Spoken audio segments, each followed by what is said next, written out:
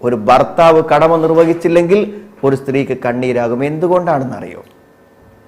ഇനി അവൾക്ക് അവളുടെ ജീവിത പ്രശ്നങ്ങളെ വീട്ടിൽ പറയാൻ പറ്റൂല. കല്യാണം കഴിഞ്ഞാൽ അവളുടെ ജീവിത വേദനകൾ വീട്ടിൽ പറയാൻ പറ്റൂല. എന്തുകൊണ്ടാണ് വീട്ടിൽ പറയാൻ പറ്റാത്തത്? കാരണം വിവാഹം കഴിയുമ്പോൾ തന്നെ മാതാപിതാക്കൾക്ക് ആശങ്കയാണെന്ത്, എൻ്റെ കുട്ടിൻ്റെ ഭാവി എന്താകും, അവൻ നോക്കില്ലേ, അവൻ്റെ വീട്ടിൽ സന്തോഷം ഉണ്ടാവില്ലേ. അവർ കേട്ട് മനസ്സിൽ സൂക്ഷിച്ച ഒട്ടനവധി പീഡനങ്ങളുടെയും വിവാഹ പരാജയങ്ങളുടെയും അതേപോലെ തന്നെ സ്നേഹമില്ലാത്ത ഭർത്താക്കന്മാരുടെയും ഒക്കെ കഥകളും പരാജയ ചരിത്രങ്ങളും മനസ്സിലുണ്ട്. എൻ്റെ മോൾക്ക് ഈ ഗതി വരുമോ എന്ന് ആശങ്കപ്പെടുകയാണ്. അപ്പോൾ വിവാഹം കഴിച്ച ആദ്യത്തെ ദിവസം വിളിക്കുമ്പോൾ തന്നെ അവളുടെ തൊണ്ട ഇടറിയാൽ, ഭർത്തൃ വീട്ടിൽ നിന്ന് ഫോൺ എടുക്കുമ്പോഴേ തൊണ്ട ഇടറിയാൽ, നല്ല വസ്ത്രങ്ങൾ ഉടുത്ത് സലാം പറഞ്ഞ് കൈപിടിച്ച് ഉമ്മ കൊടുത്ത് യാത്രയാക്കിയ പൊന്നോമന മകളുടെ കണ്ണീര് കണ്ടാൽ അവർ ഹൃദയം പൊട്ടി മരിക്കും. അതുകൊണ്ട് അവൾ എന്ത് ചെയ്യുന്നറിയോ? വേദനകളെ മനസ്സിൽ കടിച്ചു പിടിച്ച് അവൾ പുഞ്ചിരിച്ച് ഒരു സ്വർഗലോകത്തെന്ന പോലെ മാതാപിതാക്കളോട് സംസാരിക്കും. അതുകൊണ്ട് അവൾക്ക് ഇതുവരെ വേദന പറഞ്ഞ മാതാപിതാക്കളോട് വേദന പറയാൻ പറ്റില്ല. അപ്പോൾ അവളുടെ കണ്ണീരുകൾ കൊണ്ട് തലയിണ നനയും. ഇനി കൂട്ടുകാരോട് പറയാൻ പറ്റുമോ വേദനകൾ? എന്നാലും കുറേ ആശ്വാസം കിട്ടും. എന്താ കൂട്ടുകാരോട് പറഞ്ഞാൽ, എല്ലാതും എൻ്റെ ഡ്രസ്സ്, എൻ്റെ പേന, എൻ്റെ ബാഗ്, അതിൻ്റെയൊക്കെ മഹത്വം പറഞ്ഞ് അതിലൊക്കെ അഹങ്കരിച്ച് സന്തോഷം പ്രകടിപ്പിച്ച കൂട്ടുകാരികളോട് വിവാഹം പരാജയമാണെന്ന് പറയുമ്പോൾ അവർ തന്നെക്കുറിച്ചൊരു അവമതിപ്പുണ്ടാകും. അതുകൊണ്ട് അവരോട് പറയാൻ പറ്റൂല. പിന്നെ ആരോട് പറയും സുഹൃത്തുക്കളെ? അതുകൊണ്ട് പലപ്പോഴും അത് അവിഹിത ബന്ധങ്ങളിലേക്ക് എത്തും. പറഞ്ഞാൽ മറ്റാരോടും പറയില്ലെന്ന് ഉറപ്പുള്ള അവിഹിതങ്ങളിലേക്ക് എത്തും. അത് അതിനേക്കാളും വലിയ അപകടങ്ങളിലേക്ക് നയിക്കും. ജീവിത വേദനകളിൽ പരിചയപ്പെടുന്ന അവിഹിത ബന്ധങ്ങൾ ഗാഢമാകും. അവർക്കെങ്ങനെയും ഇവരെ ചൂഷണം ചെയ്യാൻ കഴിയും. അത് മരണത്തിലേക്ക് നയിക്കും. പിന്നെ ആരോട് പറയും? അള്ളാഹുവോട് പറയും, മനസ്സ് തുറന്നു. പിന്നെ കരയുകയല്ലാതെ മറ്റെന്തു ചെയ്യാനാകും? ഇവിടെയാണ്. പക്ഷെ കരയുകയല്ലല്ലോ സഹോദരിമാരെ പരിഹാരം. കയറുകയാണ് നമ്മൾ വേണ്ടത്, കരയുകയല്ല. ഏത് പ്രതിസന്ധികളെയും നമുക്ക് അതിജീവിക്കാൻ പറ്റും. അതാണ് ഈ വിഷയത്തെക്കുറിച്ച് പറഞ്ഞപ്പോൾ അതിൻ്റെ പരിഹാരം എന്നൊരു വാക്ക് അതിൽ വന്നത്. നമ്മൾ അതിനെക്കുറിച്ചാണ് പറയുന്നത്. നിങ്ങൾ ഒരു കുടുംബിനി എന്ന നിലക്ക് ജീവിതത്തിൻ്റെ ഏതൊക്കെ സാഹചര്യങ്ങൾ അനുഭവിക്കുന്നുണ്ടെങ്കിലും അതിൻ്റെ മുഴുവൻ പരിഹാരം ഇവിടെ പറഞ്ഞില്ലെങ്കിലും ഈ ഹ്രസ്വമായ ഭാഷണം കഴിയുമ്പോഴേക്കും എൻ്റെ പ്രശ്നത്തിനും പരിഹാരമുണ്ടാക്കാൻ പറ്റും എന്ന ഒരു ശുഭപ്രതീക്ഷ, അതാണ് പ്രഭാതത്തിലെ ഒരു പുതിയ ഉദയസൂര്യനെ പോലെ മനസ്സിലൊരു പ്രതീക്ഷ. എനിക്കും നല്ല സമാധാനവും സന്തോഷകരവുമായ ഒരു ജീവിതം തിരിച്ചു കിട്ടുമെന്ന ഒരു പ്രതീക്ഷ. അതാണ് നമ്മളെ സംബന്ധിച്ചിടത്തോളം ഏറ്റവും പ്രധാനപ്പെട്ട ഒരു കാര്യം. അവിടെ നാം അറിയേണ്ട ഒരു കാര്യം, ആദ്യം നമ്മളൊരു സ്ത്രീ എന്ന നിലക്കുള്ള നമ്മുടെ കടമകളെയും കർത്തവ്യങ്ങളെയും ശരിയായി നിർവഹിക്കുക എന്നത് നമ്മൾ ഉറപ്പുവരുത്തണം. അത് നമ്മുടെ ആദ്യ ഭാഗം. ഒരു ഭാര്യ എന്ന നിലക്ക്, ഒരു ഉമ്മ എന്ന നിലക്ക്, ഒരു സ്ത്രീ എന്ന നിലക്ക് നമ്മുടെ കടമകളും കടപ്പാടുകളും ഉത്തരവാദിത്തങ്ങളും നിർവഹിക്കണം. ആരാണ് ഒരു നല്ല സ്ത്രീ? ഫസ്സാലിഹാത്തു ഖാനിതാത്തുൻ ഹഫിളാത്തുൻ ലിൽ ഗൈബി ബിമാ ഹഫിളല്ലാഹ്. ഫസ്സാലിഹാത്തു സദ്വൃത്തയായ സ്ത്രീകൾ, ഖാനിതാത്തുൻ എന്തൊക്കെ വിശാലമാണ് ആ വാക്കിൻ്റെ അർത്ഥം. ഭക്തിയുള്ളവളാണവൾ, അനുസരണയുള്ളവരാണവൾ, ഒരു സ്ത്രീയുടെ അടക്കമുള്ളവളാണവൾ, ഒതുക്കമുള്ളവളാണവൾ. എല്ലാ നിലക്കുമുള്ള ഭക്തിയുള്ള, സത്യസന്ധതയുള്ള, അനുസരണശീലമുള്ള ഒരു സ്ത്രീയാണ് നല്ല സ്ത്രീ. പിന്നെയോ ഒരു സ്ത്രീ എന്ന നിലക്ക് അവൾക്കുണ്ടാവേണ്ട ഏറ്റവും വലിയ യോഗ്യത അതെന്താണ്? അള്ളാഹു സൂക്ഷിക്കാൻ പറഞ്ഞ തൻ്റെ സ്വകാര്യതകളെ ഭർത്താവിൻ്റെ അസാന്നിധ്യത്തിലും സൂക്ഷിക്കുവാൻ കണ്ണുകൾ പാളിപ്പോവാതെ, അവിഹിതങ്ങളിലേക്ക് എത്തിപ്പെടാതെ, തൻ്റെ ഭർത്താവിൽ മാത്രം തൻ്റെ ആഗ്രഹങ്ങളെയും വികാരങ്ങളെയും പരിമിതപ്പെടുത്തി ജീവിക്കുക എന്ന അനുസരണയുള്ള, ഉത്തരവാദിത്വ ബോധമുള്ള ഒരു സ്ത്രീ ആവാൻ നമുക്ക് പറ്റണം. അതാണ് ഏറ്റവും വലിയ കാര്യം.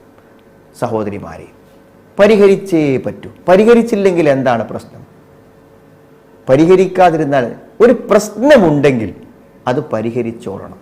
അല്ലെങ്കിൽ എന്താ അറിയോ, ഒന്നില്ലെങ്കിൽ അത് ആത്മഹത്യയായി പരിണമിക്കും. പരിഹരിക്കാത്ത പ്രശ്നങ്ങൾ ആത്മഹത്യയായി പരിഗണിക്കും. അതെന്തുകൊണ്ടാണ്? പരിഹാരമില്ല, ഇനി എനിക്ക് ജീവിതത്തിൽ ഒരു രക്ഷയില്ല എന്ന ഒരവസ്ഥയിലേക്ക് ആ പ്രശ്നങ്ങൾ എത്തും. അപ്പോൾ എന്താണ്? ഞാൻ മരിക്കാൻ നല്ലതെന്ന് മനസ്സ് പറയും. പക്ഷെ ആത്മഹത്യ ഒരു പരിഹാരമാണോ? ആത്മഹത്യ ചെയ്യുന്നതോടുകൂടെ ഇതുവരെ അനുഭവിച്ച നരകയാതനകളെക്കാളും വലിയൊരു നരകയാതനയിലേക്ക് അല്ലേ നമ്മൾ തിരിച്ചു പോകുന്നത്?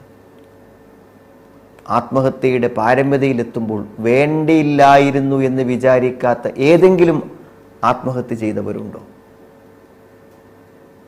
കയറ് മുറുകുമ്പോൾ, മരണം മുന്നിലെത്തുമ്പോൾ വേണ്ടില്ലായിരുന്നു എന്ന് ചിന്തിക്കാത്തവർ ആരാണുണ്ടാവുക?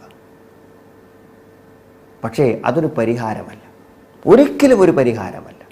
അത് ഏറ്റവും വലിയൊരു പ്രശ്നത്തിലേക്കുള്ള കവാടമാണ്.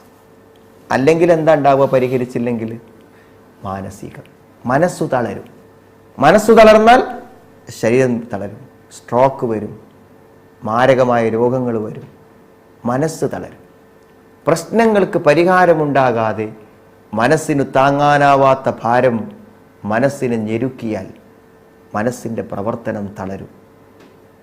മനസ്സ് ആശങ്കയിലേക്കും ഭയത്തിലേക്കും നിരാശയിലേക്കും എല്ലാം നീങ്ങും. അത് നമ്മുടെ കുടുംബ ജീവിതത്തെ എന്നല്ല, വ്യക്തി ജീവിതത്തെ എന്നല്ല, എല്ലാത്തിനെയും തകർത്ത് കളയും. പരിഹരിച്ചില്ലെങ്കിൽ എന്താകും? കുടുംബം പരാജയത്തിലേക്ക് എത്തും, ഡൈവേഴ്സിലേക്ക് എത്തും.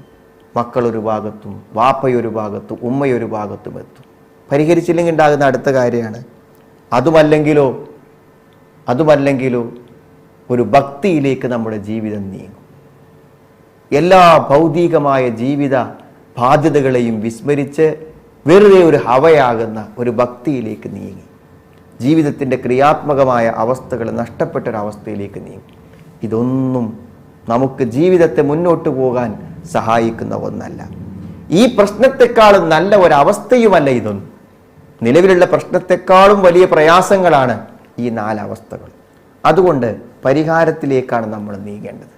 സഹോദരിമാരെ, എങ്ങനെ നമുക്ക് പരിഹരിക്കാൻ കഴിയും? സാധാരണ പറയും, ഒരു കുടുംബ പ്രശ്നമുണ്ടായാൽ എല്ലാവരും വേണ്ടേ? ഒരു കൗൺസിലിംഗ് നടത്തുമ്പോൾ എല്ലാവരും വേണ്ടേ? ആദ്യകാലത്തൊക്കെ കൗൺസിലിംഗ് നടത്തുമ്പോൾ കുടുംബ പ്രശ്നം ഉണ്ടെങ്കിൽ ആരെ വിളിക്കുന്നറിയോ? അമ്മായിമ്മനെ, അമ്മോശനെ, ഉപ്പാനെ, ഉമ്മാനെയൊക്കെ വിളിക്കും. കുറച്ചു കാലം മുന്നോട്ട് പോയപ്പോഴാണ് മനസ്സിലായത്, അവരൊക്കെ വിളിച്ചാൽ പ്രശ്നം കൂടുക ചെയ്യുക. അവരൊക്കെ വിളിച്ചാൽ പ്രശ്നം എന്തില്ല, പരിഹരിക്കൂല. എന്തൊക്കെ അവിടെ വെച്ച് പറയുന്നുവോ അതൊക്കെ പിന്നീടുള്ള ജീവിതത്തിൽ ചില തെളിവുകളാക്കിയെടുത്ത് പ്രശ്നങ്ങളാക്കും.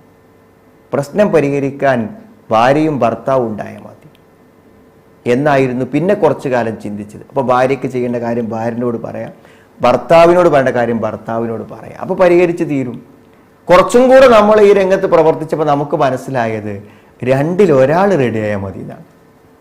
ഏത്? ആണും പെണ്ണും വേണ്ട നമുക്ക്. കൗൺസിലിങ്ങിന് ആണിനെ കിട്ടിയാൽ മതി, അല്ലെങ്കിൽ പെണ്ണിനെ കിട്ടിയാൽ മതി. അവർ എൻ്റെ കുടുംബജീവിതത്തെ ഭംഗിയായി മുന്നോട്ട് കൊണ്ടുപോകാൻ ഞാൻ എന്തിനും റെഡിയാണെന്ന് പറഞ്ഞാൽ ആ ഒരൊറ്റ ആളിലൂടെ അത് പരിഹരിക്കാൻ പറ്റും. ആ ഒരു വിശ്വാസത്തിലാണ് സഹോദരിമാർ മാത്രമുള്ള ഈ വിജ്ഞാന വേദിയിൽ നിങ്ങളുടെ കുടുംബ പ്രശ്നങ്ങളെ പരിഹരിക്കാൻ നിങ്ങൾ വിചാരിച്ചാൽ കഴിയും എന്ന് പറയാൻ കാരണം. അപ്പോൾ ഭർത്താവ് വിചാരിക്കണം, അയാളും കൂടി വിചാരിക്കുകയാണെങ്കിൽ വളരെ എളുപ്പമാണ്.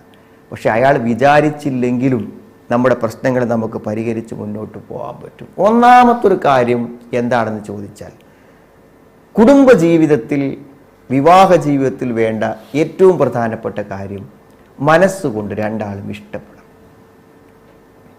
ആ ഇഷ്ടമില്ലാത്ത ഒരു ദാമ്പത്യത്തിനും ഭാവിയില്ല.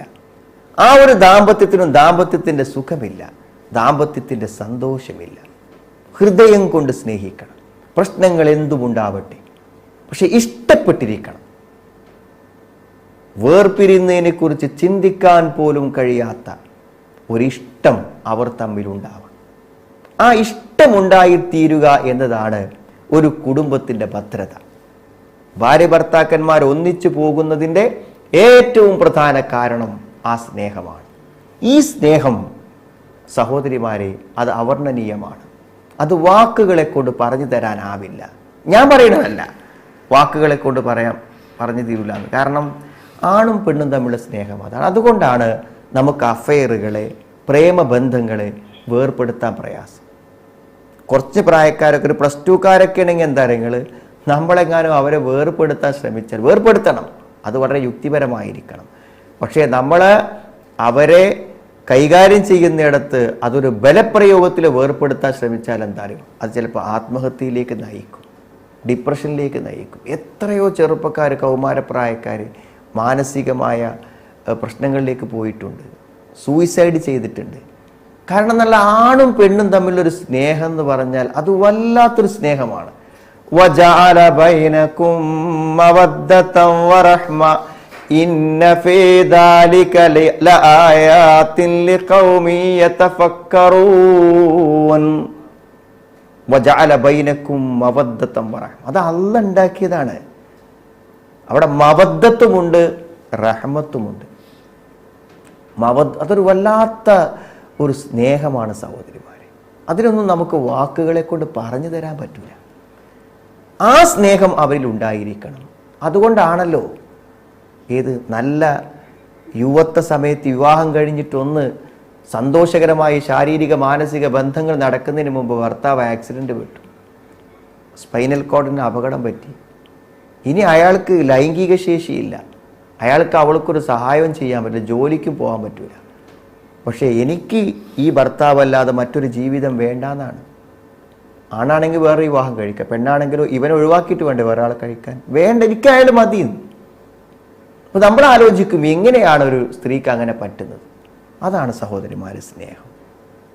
ആ മവദ്ദത്തും റഹ്മത്തും ഉണ്ടോ, നിങ്ങളുടെ ജീവിതത്തിൽ എന്ത് പ്രശ്നങ്ങളുണ്ടെങ്കിലും അത് പരിഹരിച്ചു പോയിരിക്കും. അതില്ലെങ്കിൽ നമ്മളത് ഉണ്ടാക്കണം. ആണും പെണ്ണും തമ്മിലുള്ള ഒരു വൈകാരികമായ സ്നേഹം നമ്മൾ ഉണ്ടാക്കണം. അതെങ്ങനെ ഉണ്ടാക്കും? എങ്ങനെയാണ് ഉണ്ടാവുന്നത്? എങ്ങനെ ഒരു ആണും പെണ്ണും തമ്മിൽ ബന്ധമുണ്ടാവുന്നത്? നമ്മുടെ ഹൃദയം തുറന്ന് സംസാരിക്കുമ്പോഴാണ്. പക്ഷെ നമ്മുടെ കുടുംബജീവിതത്തിൽ എവിടെയാണ് അതിന് അവസരങ്ങളുള്ളത്? നമ്മൾ പറഞ്ഞ് തർക്കിക്കുന്നു, സംസാരങ്ങൾ അവസാനം കലാപത്തിലെത്തുന്നു, തെറ്റിപ്പിരിയുന്നു, 4 ദിവസമൊക്കെ മിണ്ടാതെ നടക്കുന്നു. നമുക്ക് ഹൃദയമടുക്കുന്നൊരു സംസാരം, നിങ്ങളുടെ പഴയ കോളേജ് കൂട്ടുകാരികളോട് സംസാരിച്ചിരുന്ന പോലെ, നമ്മുടെ അയൽവാസികളോട് സംസാരിക്കുന്ന പോലെ വളരെ സൗഹാർദ്ദത്തിലും സ്നേഹത്തിലും നല്ല സംഭാഷണങ്ങൾ, നമ്മുടെ വേദനകൾ പറഞ്ഞ്, നമ്മുടെ ആഗ്രഹങ്ങൾ പറഞ്ഞ്, നമ്മുടെ പ്രശ്നങ്ങൾ പറഞ്ഞ്, അത് പരസ്പരം കേട്ട് വളരെ സൗഹാർദ്ദത്തിൽ മനസ്സ് തുറന്ന് പരസ്പരം അഭിപ്രായങ്ങൾ പറഞ്ഞ് ഹൃദയമടുക്കണം. അതേപോലെ നല്ല പരിഗണനകളിലൂടെ ഹൃദയമടുക്കും. അവരുടെ കൂടെ ഭർത്താവിൻ്റെ എല്ലാ സന്തോഷങ്ങളെയും കൂടെ അയാളുടെ ഭക്ഷണം, വിശ്രമം, ഉറക്കം, മരുന്ന്, രോഗം എല്ലാറ്റിൻ്റെ കൂടെയും ഒരു നിഴലായി നമ്മളുണ്ടാവുക. നമ്മുടെ കൂടെ അയാളുണ്ടാവുക. അയാളുടെ പ്രശ്നങ്ങൾ അറിഞ്ഞുകൊണ്ട് നമ്മൾ എന്ത് ചെയ്യുക? സഹകരിക്കുക. അയാളുടെ ഇഷ്ടങ്ങളെ, താല്പര്യങ്ങളെ പ്രോത്സാഹിപ്പിക്കുക. അദ്ദേഹത്തിൻ്റെ ആഗ്രഹങ്ങളെ നിറവേറ്റുവാൻ നമ്മൾ കൂടെ നിന്ന് കൊടുക്കുക.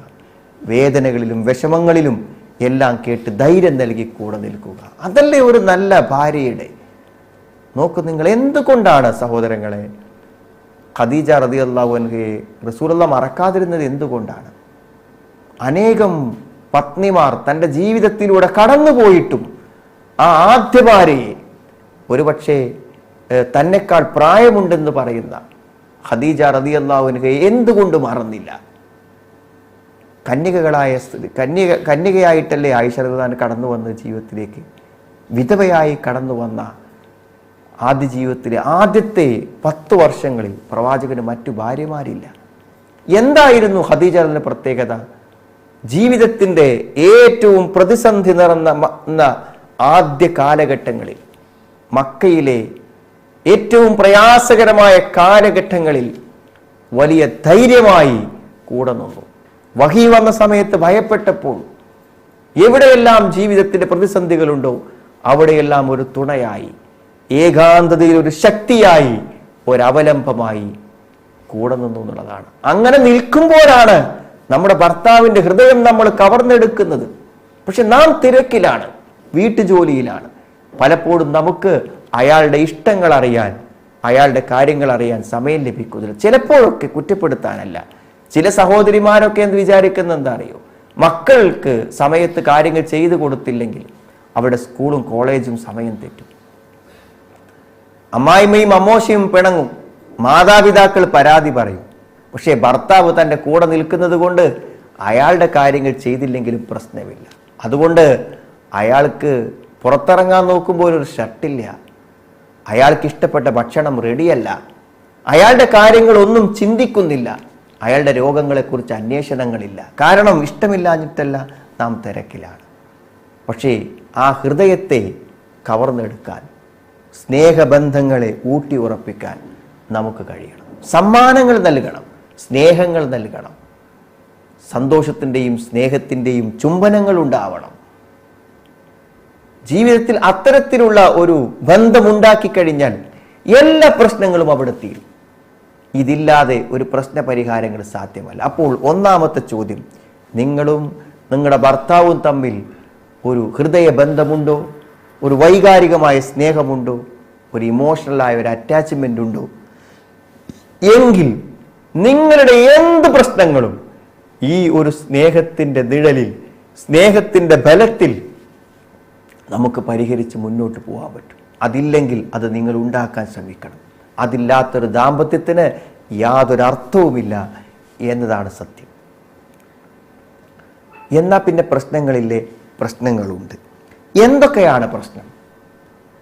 ഒരു ഭർത്താവിൻ്റെ പ്രശ്നങ്ങളിൽ ഏറ്റവും അധികം ഒരു കുടുംബ ജീവിതത്തെ വിഷമിപ്പിക്കുന്ന, ഒരു കുടുംബിനിയെ കണ്ണീരിലാഴ്ത്തുന്ന ഭർത്താവിൻ്റെ പ്രശ്നങ്ങളിൽ ഏറ്റവും വലിയ പ്രശ്നം എന്താ അറിയോ? അവിഹിത ബന്ധം. അവിഹിത ബന്ധം. സംശയങ്ങളല്ല ഞാൻ പറയുന്നത്, സംശയങ്ങളല്ല, പ്രത്യക്ഷമായി അവിഹിതങ്ങൾ ഉണ്ടെന്ന് ബോധ്യപ്പെടുന്ന കാര്യം. അത് നമ്മുടെ കുടുംബജീവിതത്തെ പ്രതിസന്ധിയിലാക്കും.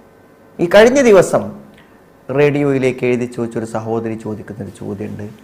എൻ്റെ ഭർത്താവിൻ്റെ ഒരു തെറ്റ് ഞാൻ പിടിച്ചു, പക്ഷെ ഞാൻ അയാൾക്ക് മാപ്പ് കൊടുത്തു. പക്ഷെ ചിലപ്പോഴൊക്കെ എൻ്റെ മനസ്സിലേക്ക് അത് വരും, എനിക്കതങ്ങോട്ട് ഞാൻ ആകെ വൈകാരികമായി പോകും, പൊട്ടിത്തെറിക്കും. ഞാൻ മറുപടി പറഞ്ഞു നിങ്ങൾ മാപ്പ് കൊടുത്തിട്ടില്ല. മാപ്പ് കൊടുത്തിട്ടുണ്ടെങ്കിൽ പിന്നെ എങ്ങനെ പൊട്ടിത്തെറിക്കണത്? മാപ്പ് കൊടുക്കാറിനാൽ എന്താണ്? ആ തെറ്റിൻ്റെ എല്ലാ പരിക്കും വേദനയും ഉണ്ടെങ്കിലും, നമുക്ക് നഷ്ടങ്ങൾ ഉണ്ടെങ്കിലും, അതിൽ പിന്നെ ഞാൻ അദ്ദേഹത്തെ, അതിൻ്റെ പേരിൽ ഞാൻ അദ്ദേഹത്തോടൊരു കാര്യവും കാണിക്കുന്നില്ല എന്നുള്ളതല്ലേ വിട്ടുവീഴ്ച ആഫു എന്ന് പറഞ്ഞാൽ. അപ്പം എന്തുകൊണ്ടാണ് അത്തരം തെറ്റുകൾ, വൈകാരികമായ തെറ്റുകൾ, അത് മനസ്സിൽ നിന്ന് പോയി കിട്ടൂല. അതൊരു പ്രശ്നമാണ്. ഞാൻ പറഞ്ഞത് അവിഹിത ബന്ധങ്ങളുടെ സാധ്യതകൾ ഇന്ന് ഏറെയാണ് സഹോദരിമാർ, വളരെ അധികമുണ്ട്. ധാരാളം കേസുകൾ നമ്മളൊക്കെ കൈകാര്യം ചെയ്തിട്ടുണ്ട്. പക്ഷേ അത് അവസാനിക്കുന്നുണ്ട്, പരിഹരിക്കപ്പെടുന്നുണ്ട്. അത് വളരെ ശ്രദ്ധയോടുകൂടെ നമ്മൾ ശ്രമിച്ചാൽ അത് പരിഹരിക്കപ്പെടാൻ പറ്റും. പക്ഷെ എന്താ പറയുക, നിങ്ങൾ ശ്രദ്ധിക്കേണ്ടത്, ഒരിക്കലും ഭർത്താവിൻ്റെ അവിഹിതമോ ഭാര്യയുടെ അവിഹിതമോ മറ്റൊരു ചെവിയിൽ എത്തരുത്. അതാണ് ഒന്നാമത് ശ്രദ്ധിക്കേണ്ട കാര്യം. അത് മറ്റു ചെവികളിൽ എത്തിക്കഴിഞ്ഞാൽ പിന്നെ നിങ്ങൾക്കത് പരിഹരിക്കാൻ വളരെ ബുദ്ധിമുട്ടാണ്. ഒരു സഹോദരി വളരെ വേദനയോടെ പറയുന്നുണ്ട്, അവരൊരു ഭർത്താവിൻ്റെ അവിഹിതം പിടിച്ചു, തെളിവോടുകൂടെ പിടിച്ചു. മനസ്സിലായില്ലേ? അവിടെ ഒരു പോലീസ് ഉദ്യോഗസ്ഥൻ്റെ ഗൗരവത്തിലാണ് അവൾ കേസുകൾ പിടിച്ചത്. പക്ഷെ എന്താ സംഭവിച്ച കാര്യങ്ങൾ? അതോടുകൂടെ അവളെ അയാൾ മറന്നു. അവരൊന്നിച്ച് തന്നെയാണ് ഇപ്പോൾ ജീവിക്കണത്. പക്ഷെ യാതൊരുവിധ ബന്ധങ്ങളുമില്ല. അവൾക്കും പോകാൻ വയ്യ, അയാൾക്ക് കൂടെ നിൽക്കാനും വയ്യ, അയാളുടെ കൂടെ നിൽക്കാനും വയ്യ. കാരണം നീ എന്നെ അപമാനിച്ചു, അതാണ് അയാൾ പറയുന്നത്. നീ എന്നെ അപമാനിച്ചു, അയാൾ തെറ്റുകാരനാണ്. അതുകൊണ്ട് നമ്മുടെ ഭർത്താവിൻ്റെ അഭിമാനത്തെ നമ്മൾ എന്ത് ചെയ്യരുത്. അത് ഇതിലൊരു പ്രധാന കാര്യമാണ്. അതുകൊണ്ടാണ് വ്യഭിചാരാരോപണം പറയരുത് എന്ന് പറയുന്നത്, 4 സാക്ഷിയില്ലാതെ പറയരുത് എന്ന് പറയാൻ കാരണം. നമ്മളൊക്കെ ഊഹങ്ങളാണ് പറയുന്നത്. ഭാര്യയെക്കുറിച്ച്, ഭർത്താവിനെ കുറിച്ച് ഊഹങ്ങളാണ് പറയുന്നത്. മനസ്സിലായില്ലേ? എല്ലാവരും ചോദിക്കും, എന്താ 1 മണിക്ക് ഓൺലൈനിൽ ഉണ്ടായിരുന്നല്ലോ, ആൾക്കാർ ചോദിക്കണം. അന്നത്തെ എല്ലാവരും സംശയമാണ്. 1 മണിക്ക് ഓൺലൈനിൽ ഉണ്ടായിരുന്നല്ലോ. ഒരു സഹോദരിയോട് ചോദിക്കണം, അതിനർത്ഥം എന്താ? നീ എന്തോ അവിഹിതം ചെയ്യുന്നു, ആരെയോ ചാറ്റ് ചെയ്യുന്നു എന്നാണ്. അപ്പോൾ വിനീതമായ നമ്മുടെ മനസ്സിലെ ചോദ്യം എന്താണ്? ഞാൻ 1 മണിക്ക് ഓൺലൈനിലുള്ളത് സ്ത്രീയായ നിങ്ങൾ എങ്ങനെ കണ്ടത്? അവർ ഓൺലൈനിൽ ഉണ്ടായതുകൊണ്ടല്ലേ കണ്ടത്? അല്ലേ? അപ്പൊ എങ്ങനെ കണ്ടത്? ഓരോരുത്തർ സ്ത്രീകളാണ്. അവർ ജോലിയൊക്കെ കഴിഞ്ഞ് ചിലപ്പോൾ പാത്രമൊക്കെ കഴുകി വരുമ്പോഴൊക്കെ 12 മണിയാവും. അപ്പോൾ ചിലപ്പോൾ ഓൺലൈനിൽ 12:30 1 മണിക്കൊക്കെ ഉണ്ടാവാം. കുറച്ചു നേരം ഫോൺ നോക്കട്ടെ എന്ന് വിചാരിക്കും. എല്ലാവരെയും സംശയമാണ്, അവിഹിതങ്ങളാണ്. ഞാൻ പറഞ്ഞു, ശരിക്കും തെളിവോടുകൂടെ കാര്യങ്ങൾ ലഭിക്കുമ്പോൾ അത് മറ്റുള്ളവരോട് പറയാൻ ശ്രമിക്കരുത്. കാരണം അത് പിന്നെ നമുക്ക് തിരിച്ചെടുക്കാൻ പറ്റില്ല. കാരണം നമ്മുടെ ഭർത്താവ് നമ്മുടെ അഭിമാനമാണ്. ആ അഭിമാനം മറ്റൊരാൾക്ക് അയാളെക്കുറിച്ചൊരു തെറ്റിദ്ധാരണ വന്നാൽ അത് അയാളുടെ മനസ്സിൽ കിടക്കും. അവസാനം അയാൾക്ക് വേണ്ടി മയ്യത്ത് നമസ്കരിക്കുമ്പോൾ പോലും മനസ്സിൽ ഇയാൾ അന്ന് ഇങ്ങനെ ചെയ്ത ഒരാളാണല്ലോ എന്ന് വിചാരമുണ്ടാകും. അതുകൊണ്ട് എന്ത് കരുതുക, എങ്ങനെ നമുക്ക് പരിഹരിക്കാം? വളരെ സ്നേഹത്തിൽ നമ്മൾ അയാളുടെ കൂടെ നിന്ന് ആ കാര്യങ്ങളുടെ അപകടങ്ങളെക്കുറിച്ച് നമുക്ക് വളരെ സ്നേഹത്തിൽ ബോധ്യപ്പെടുത്താൻ കഴിഞ്ഞാൽ തീർച്ചയായും മാറ്റങ്ങൾ ഉണ്ടാകുമെന്ന കാര്യത്തിൽ യാതൊരു സംശയമില്ല. അങ്ങനെ മാറ്റിയവൻ എനിക്കറിയാം. ഭർത്താവിനെയും പിടിച്ചുകൊണ്ട് വന്ന് സംസാരിച്ചു. അദ്ദേഹത്തിന് ഈ അവിഹിതങ്ങൾക്കുള്ള പ്രശ്നം എന്താ വെച്ചാൽ, നിങ്ങൾ പലപ്പോഴും അവിഹിതങ്ങളെക്കുറിച്ച് പറഞ്ഞ ഭർത്താക്കന്മാർ വേറെ കുഴപ്പമൊന്നും അയാൾക്കുണ്ടാവില്ല. നല്ല സ്നേഹമാണ്, ഒരാളുടെ പൈസ അയാൾ എടുക്കൂല, രാത്രി തഹജ്ജുദ് നിസ്കരിക്കും, 5 വക്തും പള്ളിയിൽ പോവും. ഇത് മാത്രമേ അയാൾക്ക് പ്രശ്നമുള്ളൂ. അതെന്തുകൊണ്ടാണെന്ന് അറിയുന്നത്? അതൊക്കെ തെറ്റിൽ അയാൾ ആക്കപ്പെട്ടു പോകും. കാരണം അസ്സാനിയത്തു വസ്സാനി, ഒന്നാമത് പറഞ്ഞത് വസ്സാനിയത്ത് എന്നാണ്, വ്യഭിചരിക്കുന്ന സ്ത്രീ എന്നാ പറഞ്ഞത്. എന്നിട്ടാണ് വിചരിക്കുന്ന പുരുഷൻ എന്ന് പറഞ്ഞത്. ചില മുഫസ്സിരിങ്ങളൊക്കെ പറഞ്ഞ എന്താ നിങ്ങൾ, എപ്പോഴും ഒരു അവിഹിതത്തിന് ഒരു പ്രധാന കാരണമായി ചിലപ്പോഴൊക്കെ സ്ത്രീകൾ വരാറുണ്ട് എന്നാണ്. ഒരു സ്ത്രീ വഴങ്ങുമ്പോഴാണ് ഒരു അവിഹിതം സംഭവിക്കുന്നത്. അതുകൊണ്ട് സ്ത്രീകളാണ് ഉത്തരവാദിത്തമല്ല. പക്ഷേ എന്തോ ഒരു തെറ്റിലേക്ക് എത്തിക്കുന്നിടത്ത് സ്ത്രീകൾക്കൊരു പ്രത്യേക പങ്കിനെ അതിൻ്റെ ആശയങ്ങളിൽ ചില മുഫസ്സിരിങ്ങൾ സൂചന നൽകിയിട്ടുണ്ട്. അവിടെ ഇന്നത്തെ കാലഘട്ടത്തിൽ അങ്ങനെയുണ്ട്. നല്ല ബിസിനസ്സുകാരനാണ്. അപ്പം അയാൾ എന്താന്ന് വിചാരിച്ചാൽ ധാരാളം സ്ത്രീകൾ അയാൾക്ക് എല്ലാ സൗകര്യങ്ങളും ചെയ്തു കൊടുത്ത് അയാൾ അവർക്ക് അയച്ച ചെക്കുകൾ നോക്കണം നമ്മൾ. 2 ലക്ഷം, 3 ലക്ഷം, 5 ലക്ഷം, 10 ലക്ഷം. ആ പണം തട്ടാൻ വേണ്ടിയിട്ടാണ് അയാളെ കൂടെ. അപ്പോൾ ശരിയായ അന്വേഷണത്തിൽ അതിൻ്റെ അവസ്ഥകൾ അയാളെ ബോധ്യപ്പെടുത്തി. അപ്പോൾ അയാൾക്ക് മനസ്സിലായി ഇതൊക്കെ എൻ്റെ പണം തട്ടാനാണ്. അയാൾ പിൻവാങ്ങി. വളരെ സന്തോഷത്തിൽ ഇപ്പോൾ അയാൾ ജീവിക്കുന്നു. കാരണങ്ങളുണ്ടാകാം. ചെറുപ്പത്തിൽ വന്ന ദുശ്ശീലങ്ങളാവാം, അല്ലെങ്കിൽ ഫോൺ അഡിക്ഷനുകളാവാം. അത് നമ്മൾ ചികിത്സിച്ച് മാറ്റാൻ പറ്റും. നമ്മൾ അയാളെ എഴുതി തള്ളരുത്, മനസ്സിലായില്ലേ? നമ്മൾ അയാളുടെ ഒരു അവിഹിതം നടത്തുന്ന ആളാണെന്ന് പ്രചരിപ്പിക്കപ്പെട്ടാൽ നമ്മുടെ മക്കളുടെ പിതാവ് സമൂഹത്തിൽ അപമാനിതനാവും. അത് നമ്മുടെ മക്കൾക്ക് മാനക്കേടാണ്, നമുക്ക് അപമാനമാണ്. ഇതൊക്കെ പറഞ്ഞ് വീണ്ടും നമ്മൾ അയാളുടെ കൂടെ ജീവിക്കും. അതുകൊണ്ട് അവിഹിതങ്ങൾ ഉണ്ടോ, വളരെ സ്നേഹം, ഗുണകാംക്ഷയോടുകൂടെയുള്ള പെരുമാറ്റങ്ങളിലൂടെ, ബന്ധങ്ങളിലൂടെ, ചികിത്സകളിലൂടെ നമുക്കത് പരിഹരിച്ചെടുക്കാൻ പറ്റും. അപ്പോൾ അതിൻ്റെ പേര് നമ്മൾ കരഞ്ഞിരിക്കേണ്ട കാര്യമില്ല, പരിഹരിക്കാൻ വേണ്ടത്. രണ്ടാമത്തൊരു കാര്യം സ്വഭാവ പ്രശ്നങ്ങളാണ്.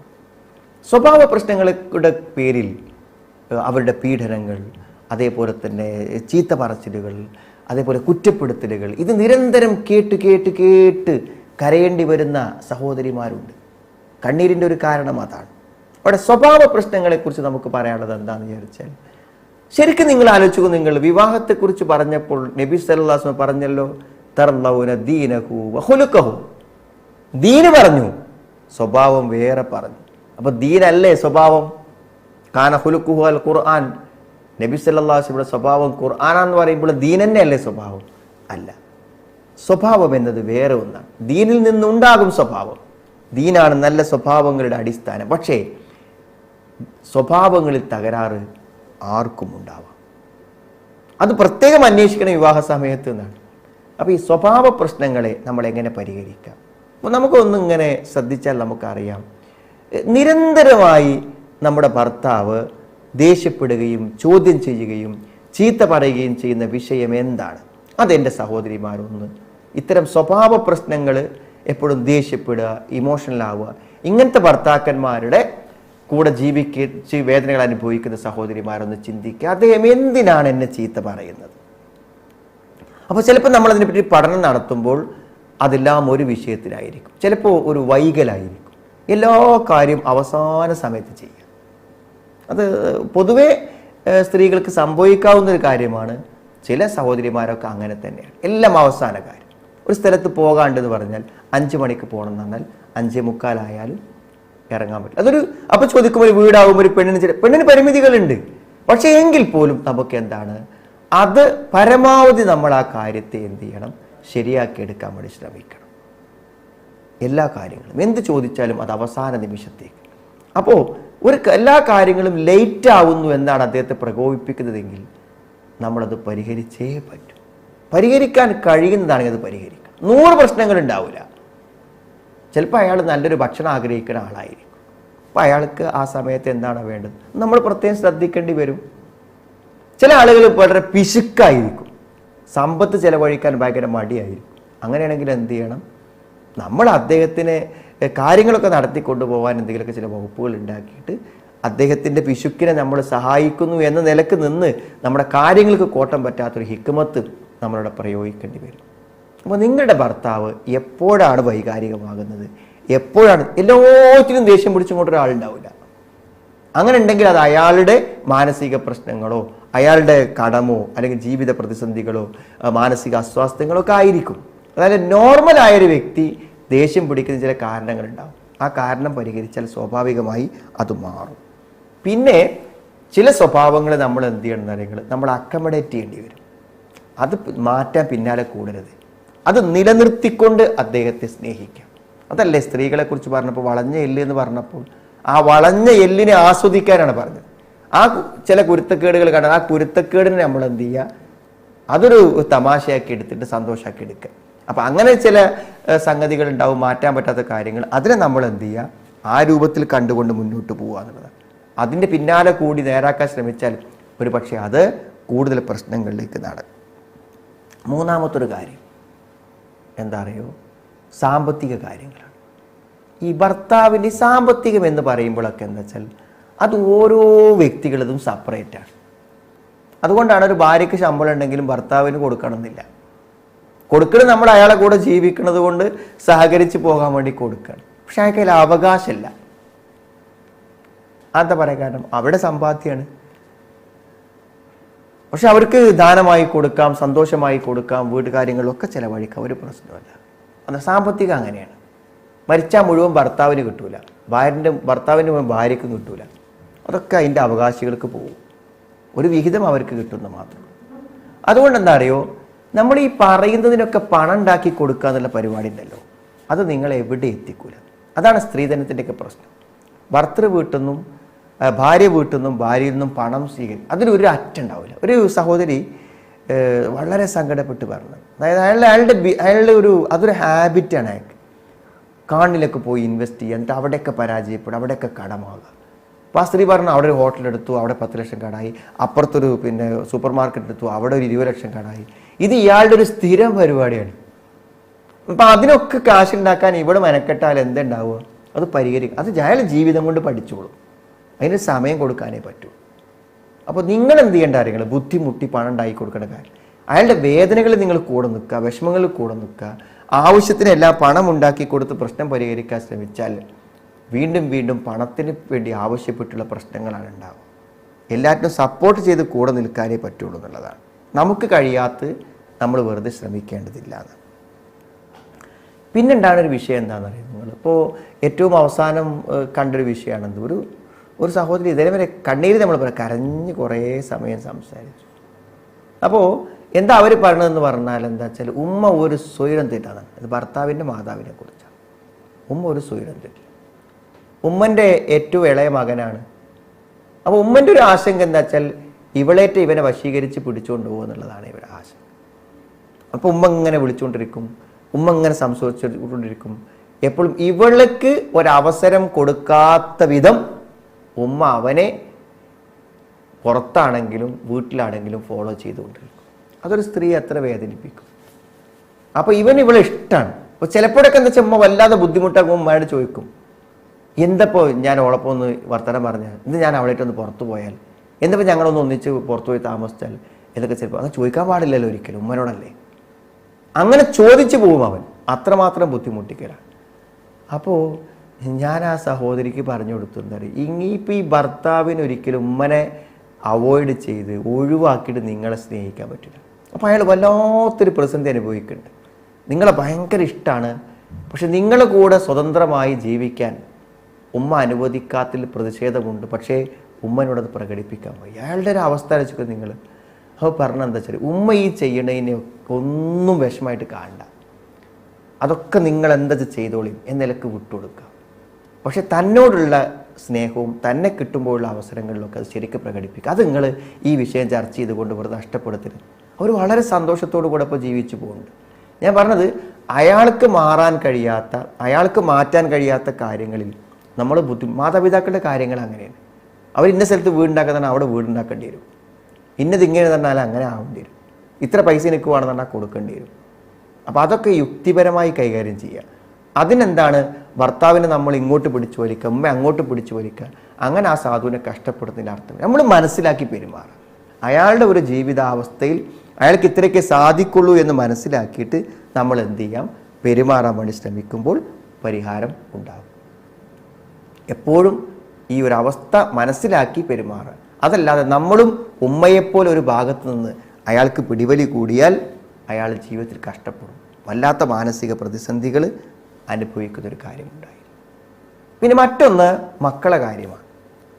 നമ്മുടെ കരച്ചിലിനും കണ്ണീരിനും ഒരു കാര്യം മക്കളെ കാര്യം. മക്കളെ കാര്യത്തിൽ എന്താണെന്ന് വിചാരിച്ചാൽ മുഴുവൻ ഉത്തരവാദിത്തങ്ങളും സഹോദരിമാർ ഏറ്റെടുക്കേണ്ട ചില സാഹചര്യങ്ങൾ വരും. അതങ്ങനെയാണ്. കാര്യമായിട്ട് വാപ്പനേക്കാളും ഉമ്മയാണ് അതിൻ്റെ എല്ലാ കാര്യങ്ങളും, കുട്ടികളുടെ പഠനം, അവരുടെ ഭക്ഷണം എല്ലാം. അദ്ദേഹം സമ്പാദിക്കും, എന്തെങ്കിലും പ്രശ്നങ്ങളുണ്ടെങ്കിൽ അതിലൊരു രക്ഷിതാവിൻ്റെ പങ്ക് നിർവഹിക്കും, അങ്ങനെയാണ് അയാൾ മുന്നോട്ട് പോവുക. പക്ഷേ ബാക്കി കാര്യങ്ങളൊക്കെ അവരാണ് ചെയ്യേണ്ടി വരിക. അപ്പോൾ എന്തായാലും നമ്മൾ അങ്ങനത്തെ സാഹചര്യങ്ങൾ വരുമ്പോൾ നമ്മളാകെ പ്രയാസപ്പെട്ടു പോകും, എല്ലാം കൂടെ എടുത്തൊപ്പിക്കാൻ കഴിയാത്ത സാഹചര്യങ്ങൾ വരുമ്പോൾ. അപ്പോൾ നമ്മൾ എന്താ വെച്ചാൽ കുറച്ചൊക്കെ നമ്മൾ എന്ത് ചെയ്യുക അറിയോ, നമ്മുടെ മുതിർന്ന കുട്ടികളുടെ സഹകരണത്തോടുകൂടെ, അതേപോലെ തന്നെ ഭർത്താവിൻ്റെ ചെറിയൊരു സപ്പോർട്ടോടു കൂടെ എന്ത് ചെയ്യുക, നമ്മുടെ ജോലികളും നമ്മുടെ വീടിൻ്റെ കാര്യങ്ങളൊക്കെ അൽ മർഅത്തു റാഇയത്തുൻ ഫി ബൈത്തി സൗജിക, നമ്മൾ തന്നെയാണ് എല്ലാം നടത്തേണ്ടത്. ഭർത്താവിനുള്ള നിർദ്ദേശങ്ങൾ കൊടുക്കേണ്ടത്. ഭർത്താവ് ചോദിക്കുക അതെവിടെ വെച്ചത്, ആധാർ കാർഡ് എവിടെ വെച്ചത്, അയാൾ ചോദിക്കുക നമുക്ക് എത്ര ഇപ്പോൾ കറണ്ട് ബില്ല് കഴിഞ്ഞ മാസത്തിലായത് എന്നൊക്കെ അയാൾക്ക് അറിയില്ല.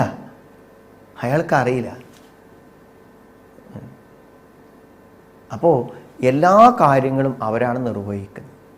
അതുകൊണ്ട് ആ നിലക്ക് വീടിൻ്റെ ഉത്തരവാദിത്തങ്ങൾ ഒന്നിച്ചു വരുമ്പോഴുള്ള വിഷമം. പക്ഷെ അതൊക്കെ നമ്മൾ വളരെ ബുദ്ധിപരമായ ഒരു നല്ല ഭരണാധികാരിയായി നിന്ന് എല്ലാം വകുപ്പ് വിഭജിച്ച്, ഒരു 4-5 കുട്ടികളൊക്കെ ഓരോ വയസ്സ് വ്യത്യാസത്തിലുണ്ടായിരിക്കും. എങ്ങനെയാണ് അവറ്റങ്ങളൊക്കെ നോക്കുക അല്ലേ? അവരൊക്കെ സ്വയം പര്യാപ്തരാവും. മൂത്ത കുട്ടി എന്ത് ചെയ്യുന്നറിയങ്ങൾ, മുതിർന്ന കുട്ടി പ്രായം കൊണ്ട് മുതിർന്നില്ലെങ്കിലും താഴെ 4 കുട്ടികളുണ്ടായതോടുകൂടെ അവൾ മുതിർന്നു, അവൻ മുതിർന്നു, അവർ നോക്കും. എത്ര വീടുകളിൽ ആൺകുട്ടികൾ പെൺകുട്ടികളെക്കാൾ നന്നായി ജോലി ചെയ്യുന്ന ആൺകുട്ടികളുണ്ട്, തുടച്ചു കൊടുക്കാനും അടിച്ചു കൊടുക്കാനൊക്കെ. എന്താ, അത് നമ്മുടെ ഒരു കഴിവാണ്, നമ്മുടെ ഒരു അവസ്ഥയാണ്. ഒരു വീട്ടിൽ അവർക്ക് 5 ആൺകുട്ടികളാണ്, അവർ 5 പേരിൽ മൂത്താൾ കല്യാണം കഴിക്കുന്നത് വരെ എന്താ അറിയോ, ആ ഉമ്മനെ കൊണ്ട് അവിടെ ഒരു പണി എടുപ്പിക്കില്ല, അത്ര കൃത്യമായിട്ട് അവർ വീട് നോക്കി പോകുന്നതാണ്. അതൊക്കെ നമ്മുടെ ജീവിതത്തിലെ അനുഭവമുള്ള കാര്യങ്ങളാണ്. നമ്മുടെ കുട്ടികൾ നമ്മോട് സഹകരിക്കും, ഭർത്താവ് നമ്മോട് സഹകരിക്കും. ഭാരമായ ജോലികൾ അതൊക്കെ എന്ത് ചെയ്യണം, തന്ത്രപരമായി അവരെ കൊണ്ടൊക്കെ ചെയ്യിപ്പിക്കാൻ നമുക്ക് കഴിഞ്ഞിട്ട് വീടിൻ്റെ അല്ലലുകളും ബുദ്ധിമുട്ടുകളും ഒക്കെ നമ്മൾ ഒരു ബുദ്ധിപരമായി കൈകാര്യം ചെയ്യാൻ ശ്രമിച്ചാൽ അത് പരിഹരിക്കാൻ സാധിക്കുമെന്നുള്ളതാണ്. പിന്നെ ഇങ്ങനെ ഓരോ ജീവിതത്തിൽ ഓരോന്ന് വരുമ്പോൾ ഓരോ ടെൻഷൻ വരും. അത് മനുഷ്യൻ്റെ ജീവിതാവസ്ഥയാണ്. മക്കളെ വിവാഹം കഴിയുക, ചിലപ്പോൾ അതിൽ ഡൈവോഴ്സ് വരും, വിവാഹമോചനങ്ങൾ വരും, ഭർത്താവിൻ്റെ പ്രശ്നങ്ങൾ വരും, മക്കൾക്ക് അസുഖങ്ങൾ വരും. ഇതൊക്കെ മനുഷ്യനുണ്ടായിരിക്കും. അത് ഖുർആൻ പറയുന്ന കാര്യമല്ലേ. വിശ്വാസിയാണോ പരീക്ഷണങ്ങൾ ഉണ്ടാകും. വിശ്വാസത്തിൻ്റെ തീഷ്ണതക്കനുസരിച്ച് കൊണ്ട് പരീക്ഷണങ്ങൾ വരും. അല്ലദീന ഇദാ അസ്വാബതുഹും മുസീബത്തുൻ ഖാലു ഇന്നാ ലില്ലാഹി വ ഇന്നാ ഇലൈഹി റാജിഊൻ ഉലൈക അലൈഹിം സ്വലവാത്തും മിൻ റബ്ബിഹിം വറഹ്മ വ ഉലൈക ഹുമുൽ മുഹ്തദൂൻ. അവർക്ക് അള്ളാഹുവിൻ്റെ കാരുണ്യമുണ്ട്, അനുഗ്രഹമുണ്ട്. ഏത്? അള്ളാഹു തരുന്ന ഏതൊരു മുസീബത്തുകളെയും ഒരു ഇസ്തിർജാ നടത്തിയിട്ട് ഇതൊക്കെ പടച്ചോൻ തന്നതാണ്, പടച്ചോൻ എടുക്കാനുള്ളതാണ്, പടച്ചോന് കൊടുക്കാനുള്ളതാണ്, തിരിച്ചു പോകാനുള്ളതെന്ന സമാധാനത്തോടെ ജീവിക്കുന്ന ആളുകൾക്ക് ജീവിത പരീക്ഷണങ്ങൾ അവരെ കരയിപ്പിക്കില്ല. അവർ ക്ഷമയോടെ കാത്തിരിക്കും. എന്തിന്? ഇന്ന മഅൽ ഉസ്രി യുസ്റൻ, ഇന്ന മഅൽ ഉസ്രി യുസ്റ, പ്രയാസമല്ല ഇപ്പോൾ, അതൊരു എളുപ്പം വരാൻ വേണ്ടിയിട്ടാണ്. പ്രയാസമല്ല ഇപ്പോൾ, അതൊരു എളുപ്പം വരാൻ വേണ്ടിയിട്ടാണ്. ക്ഷമ വെളിച്ചമാണ്. എന്തായാലും ക്ഷമിക്കുന്നവന് ആ ക്ഷമയിലൂടെ ആ പ്രശ്നം പരിഹരിക്കപ്പെടും. നന്നായി ക്ഷമിച്ചിട്ടുണ്ടോ ആ പ്രശ്നം പരിഹരിച്ചിരിക്കും. വസ്തഈനു ബിസ്സബ്രി വസ്സല ഇന്നല്ലാഹ മഅസ്സാബിരീൻ. ക്ഷമ കൊണ്ടും നമസ്കാരം കൊണ്ടും നിങ്ങൾ സഹായം തേടിക്കും. ഒരു പ്രശ്നം വന്നാൽ ക്ഷമിക്കലാണ് ആ പ്രശ്നം പരിഹരിക്കാനുള്ള ഏറ്റവും നല്ല മാർഗം. അതുകൊണ്ട് പ്രയാസങ്ങളും പ്രതിസന്ധികളും നമ്മൾ തളർത്തരുത്. അത് ജീവിതത്തിൻ്റെ ഭാഗമാണ്. അത് നമ്മുടെ സ്വത്തിലും സമ്പത്തിലും ഒക്കെ ഉണ്ടാകും. അൽ മാലു വൽ ബനൂന സീനത്തുൽ ഹയാത്തിദ് ദുനിയ, ഇഹലോകത്തിൻ്റെ അലങ്കാരങ്ങളാണ് മക്കളും സമ്പത്തൊക്കെ. നമ്മൾ അതൊന്നും അല്ലാതെ ആലോചിക്കണ്ട. അതൊന്നും ഭയങ്കര സംഗതികളല്ല. നമ്മളെ സംബന്ധിച്ചിടത്തോളം മക്കളെയും കുട്ടികളെയും കുടുംബമൊക്കെ കൊണ്ടെടുക്കുമ്പോൾ സഹോദരിമാരെ കുറച്ച് നന്മകൾ ചെയ്യാൻ നമുക്ക് അവസരം കിട്ടണം. ഈ മക്കളെ പോറ്റുന്നത് നന്മയാണ്. പെൺകുട്ടികളെ വളർത്തിയാൽ സ്വർഗം കിട്ടും. 2 പെൺകുട്ടികളെ വളർത്തിയാൽ മക്കൾക്ക് വേണ്ടി, ഭർത്താവിന് വേണ്ടി അന്നം കൊടുക്കുന്നതും സേവനം ചെയ്യുന്നതും പുണ്യമാണ്. ഭർത്താവിനെ അനുസരിക്കുന്നത് പുണ്യകർമ്മമാണ്, ഒക്കെയാണ്.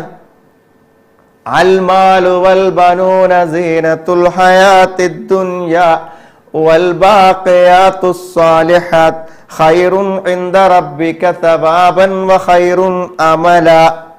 അതാണ് അവശേഷിക്കുന്ന നന്മകൾ. നാളെ പരലോകത്ത് പുണ്യം കിട്ടുന്ന നന്മകൾ പ്രവർത്തിക്കാൻ നമ്മൾ അവസരം കാണാം. അതാണ് ഏറ്റവും പ്രധാനപ്പെട്ട കാര്യം. സഹോദരിമാരെ, കുടുംബജീവിതത്തിൽ ഉണ്ടാകുന്ന ഏത് പ്രതിസന്ധികളെയും, ഏത് പ്രശ്നങ്ങളെയും, ഏത് പ്രയാസങ്ങളെയും നമുക്ക് പരിഹരിക്കാൻ പറ്റും. വളരെ സമചിത്തതയോടുകൂടെ, ക്ഷമയോടുകൂടെ, ആത്മസംയമനത്തോടുകൂടെ, നല്ല ആസൂത്രണത്തോടുകൂടെ, യുക്തിയോടുകൂടെ കാര്യങ്ങൾ നേരിടാൻ നമ്മൾ പഠിക്കണം. നമുക്കൊരു വാശി വേണം. എൻ്റെ കുടുംബത്തെ ആനന്ദകരമായൊരു കുടുംബജീവിതമാക്കി ഞാൻ മാറ്റും. എൻ്റെ ഭർത്താവിന് ഏറ്റവും പ്രിയപ്പെട്ടവൾ ഞാനായി മാറും.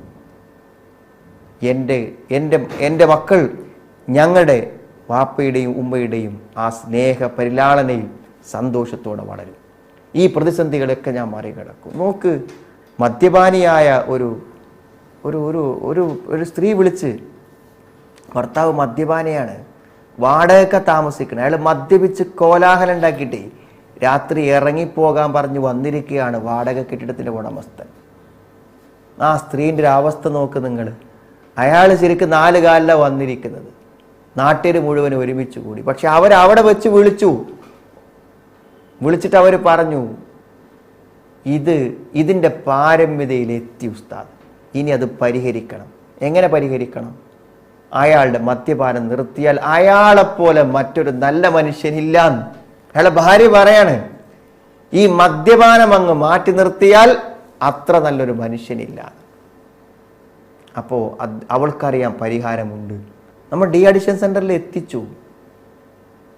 നാട്ടുകാർ പൈസ പിരിച്ചിട്ട് അവരെ എത്തിച്ചു. മനസ്സിലായില്ലേ? എന്നിട്ട് അവൾ പറഞ്ഞത്, ആ വാടക ഇനി ഞങ്ങൾ പുതിയൊരു സ്ഥലത്ത് പോയി വാടക താമസിക്കും, അവിടെ അയാൾ പുതിയൊരു മനുഷ്യനായിരിക്കും.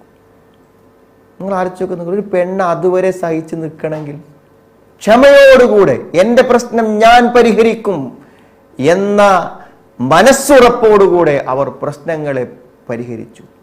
ആത്മഹത്യയല്ല പരിഹാരം, നിഷ്ക്രിയമായ ഭക്തിയല്ല പരിഹാരം, പിന്നെ മാനസികമായ തളർച്ചയല്ല പരിഹാരം, സൈക്യാട്രിസ്റ്റിൻ്റെ ഗുളികകളല്ല പരിഹാരം. നല്ല മനസ്സുറപ്പോടുകൂടെ വല തഅജസ്, അശക്തി കാണിക്കാതെ മുന്നോട്ട് പോകാൻ നമ്മൾ പരിശ്രമിക്കുക. നമുക്ക് പ്രാർത്ഥിക്കാൻ അള്ളാഹുവിനോട്. വഖാല റബ്ബുകും ഉദ്ഊനി അസ്തജിബ് ലക്കും ഇന്നല്ലദീന യസ്തക്ബിറൂന അൻ ഇബാദത്തി സയദ്ഖുലൂന ജഹന്നമ ദാഖിരീൻ. നിങ്ങളുടെ റബ്ബ് പറയുന്നു, എന്നോട് ചോദിക്കൂ, ഞാൻ ഉത്തരം തരാം. ആരെ പറഞ്ഞു പ്രശ്നത്തിന് പരിഹാരമില്ല? ഇൻ്റെതൊന്നും ശരിയാവൂല. അങ്ങനെ നിങ്ങൾ പറഞ്ഞു, എൻ്റെ പ്രശ്നങ്ങൾക്ക് പരിഹാരം ഉണ്ടാവില്ല. അങ്ങനെ പറഞ്ഞു? അങ്ങനെ പറയാൻ പറ്റില്ലല്ലോ. റബ്ബ് പറയണത് എന്താ? നിങ്ങൾ എന്നോട് ചോദിക്കൂ, ഞാൻ ഉത്തരം തരാനെന്താ? അതിനൊരു പരിഹാരമുണ്ടാകും. ഇഹലോകത്തല്ലെങ്കിൽ പരലോകത്തൊരു പരിഹാരം ഉണ്ടാകും. അതുകൊണ്ട് സഹോദരിമാരെ, ശുഭപ്രതീക്ഷയുടെ മുന്നോട്ട്. നിരാശ, ഒരു വിശ്വാസവും നിരാശയും തമ്മിൽ ചേരുകയേയില്ല. ആശയില്ലാത്തൊരവസ്ഥ വിശ്വാസിക്ക് ഒരു ജീവിത സമയത്ത് ആശ എപ്പോഴും അവന് മുന്നോട്ട് നയിക്കും. ഏറ്റവും വലിയ ആശ സ്വർഗമാണ്. വമൻ സുഹ്സിഹ അനിന്നാരി വഉദ്ഖിലൽ ജന്ന ഫഖദ് ഫാസ് വമൽ ഹയാത്തുദ് ദുനിയാ ഇല്ലാ മതാഉൽ ഗുറൂർ. ഏറ്റവും വലിയ വിജയം സ്വർഗ്ഗമാണ്. അപ്പോൾ സ്വർഗം എന്ന ആശ അവസാന ഘട്ടങ്ങളിൽ നമുക്കതുണ്ട് സഹോദരിമാരെ. അതുകൊണ്ട് ഇഹലോകത്തെ പ്രശ്നങ്ങളെ അതിജീവിക്കുവാൻ, കുടുംബ ജീവിതത്തെ നന്നാക്കിയെടുക്കുവാൻ, എല്ലാ പ്രതിസന്ധികളെയും അതിജീവിക്കുവാൻ, കുടുംബജീവിതത്തിൻ്റെ എല്ലാ ആസ്വാദനങ്ങളും അനുഭവിക്കുവാൻ നമ്മൾ തയ്യാറാവുക. ഞാൻ ദീർഘിപ്പിക്കുന്നില്ല. അറിവ് അതാണ് പരിഹാരം. നമ്മൾ പഠിക്കുക.